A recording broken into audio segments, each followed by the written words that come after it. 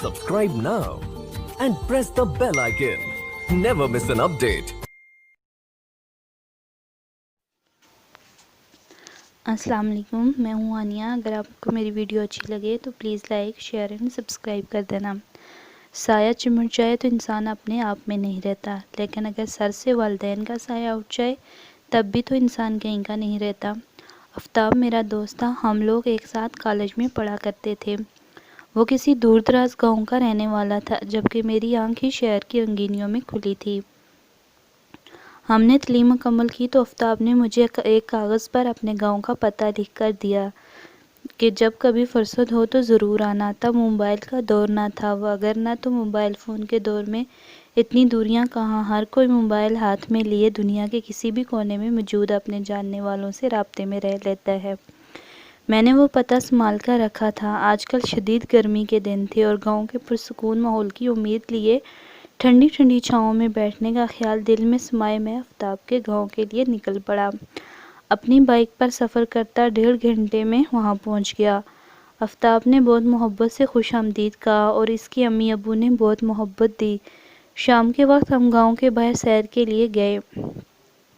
मुझे बहुत ही अच्छा लग रहा था। गंदम की कटाई के बाद धान की फसल काश्त करने की तैयारियां हो रही थी। अक्सर खेतों में पानी खड़ा कर दिया गया था। शाम के खाने के बाद हम लोग छत पर चारपाइयाँ बिछाकर बातें करने लगे। कॉलेज टाइम की बातें और गांव के माहौल की बातें करते कौन सा टाइम हो गया हमें पता ही ना चला। हल्का हल्का नींद का तहस्सुर आंखों में देखकर आफ्ताब बोला, तुम सो जाओ, बाइक का सफ़र करके आए हो तो थकावट भी हुई होगी। सुबह सैर पर जाएंगे तो बाकिया बातें सुबह करेंगे।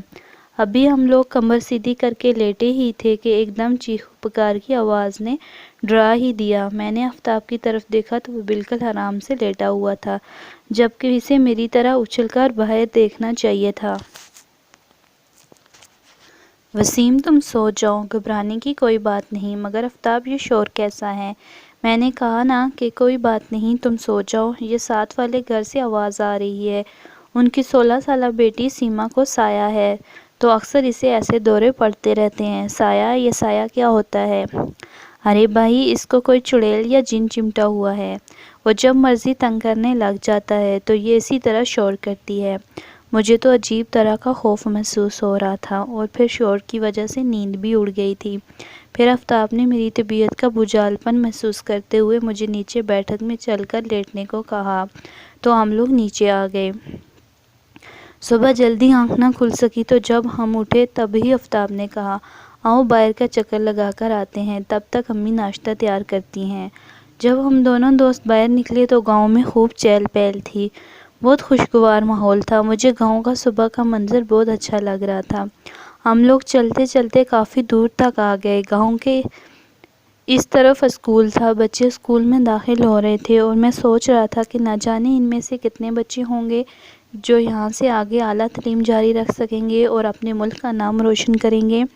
मैंने देखा कि एक 10 साला बच्चा 3 अपने से छोटे बच्चों को स्कूल छोड़कर वापस घर की जानिब जाने लगा है। मैंने इसे आवाज़ दी तो वह नहायत फर्माबरदारी से मेरे करीब आ गया और बोला, जी अंकल। तो मैंने कहा, बेटा आपका नाम क्या है? तो इसने फ़ात बताया। तो मैंने कहा, बेटा आप स्कूल नहीं पढ़ते? तो वो बोला, ताया अबू कहते हैं तुम अगर स्कूल चले जाओगे तो घर का काम कौन करेगा, और फिर बच्चों को स्कूल छोड़ने और लेने भी तो आना पड़ता है, और ताया अबू तो शहर काम पर जाते हैं तो घर पर ताई अकेली होती हैं, तो वो तो इन बच्चों को लेने नहीं आ सकती ना। इतनी बड़ी बड़ी बातें करके वो बच्चा गांव की तरफ रवाना हो गया। मैंने आफ्ताब से पूछा तो वो बोला, ये छोटा सा था जब इसके माँ बाप के हादसे में मौत हो गई थी। माँ बाप का साया सर से उठ जाने से ये ताया के ज़ेरे साया आ गया और उन्होंने इसे पढ़ाना ज़रूरी नहीं समझा। इन्हें एक भला मुआवजा मुलाजिम मिल गया है। ये बच्चा सारा दिन और रात गए तक काम ही में लगा रहता है। इसकी ज़िंदगी अपने ताया और ताई की ग़ुलामी में ही गुजरेगी। मैं फिर सोच में पड़ गया कि ये कौन सा साया है जो इस बच्चे के सर से उठ गया है। एक वो साया था कि वो लड़की सीमा चीख पुकार करती है, और एक ये बच्चा फ़ाद है जिसकी रूह चीख पुकार कर रही है कि मुझे जीने दो। مگر یہ بچہ اپنے تایا کی اجازت کے بغیر سانس بھی نہیں لے سکتا۔